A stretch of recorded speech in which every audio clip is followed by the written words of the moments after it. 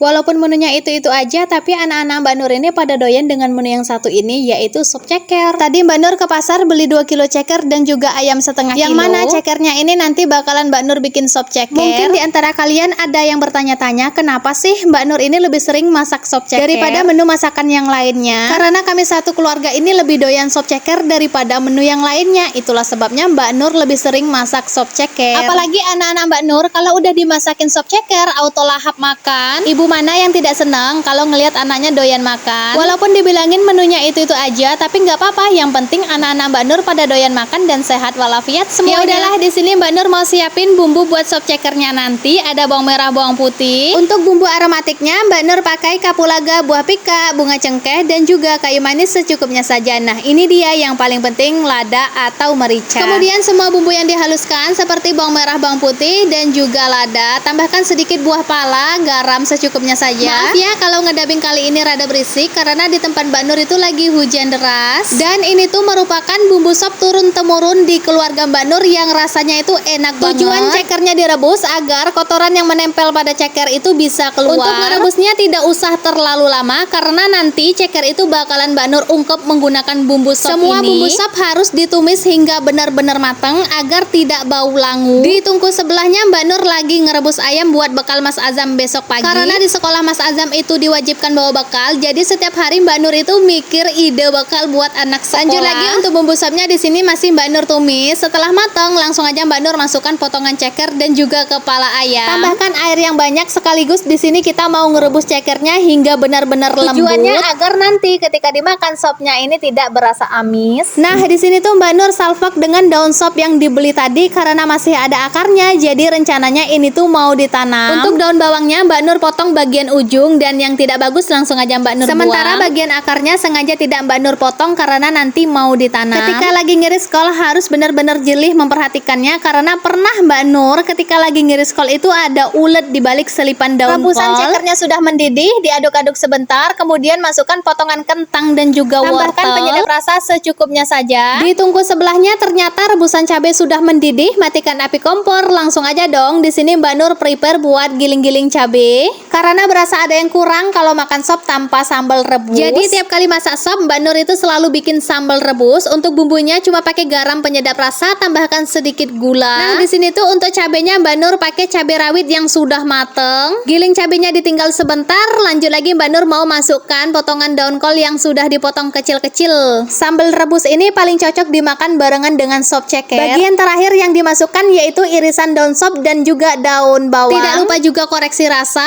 Setelah matang, langsung aja Mbak Nur matikan api kompor dan sekarang saatnya kita makan siang. Bye-bye.